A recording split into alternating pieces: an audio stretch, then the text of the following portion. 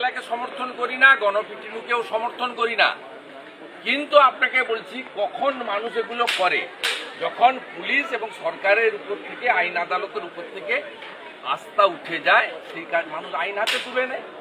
তাই broad day লাইটে ধর্ষক সুচান মাইতিকে পিটিয়ে মেরে দিল বাপ। তাই শুধুমাত্র আদালতের নয়,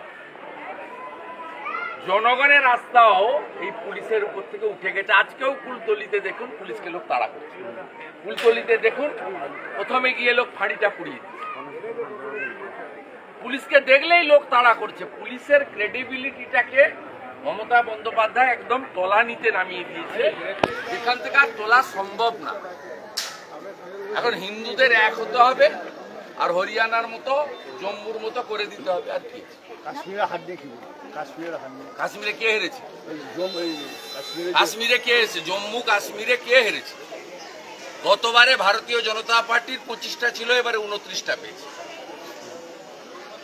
এবং মুসলমানরা আমাদের ভোট দেয় না, ওই জন্য শ্রীনগর যে জোনটা আছে, যেটা হিল জোন, সেই জোনে বিজেপি জিতবে না, সবাই জানে। গতকালই আমি বলে দিয়েছিলাম, এরা মোদিজি সব বেনিফিট নেবে, ভোট দেবে না। আর জম্মু যে জোন, হিন্দুদের জোন, সনাতনীদের জোন, সব ভোট পেয়েছে ভারতীয় জনতা। আর হরিয়ানাতে ভাগ করতে গেছিল, আর যোগীজি বৃন্দাবনে বললেন जो बांटेगा वो काटेगा। हिंदू अब नहीं बांट रहा है, काटने का मौका भी नहीं मिलेगा।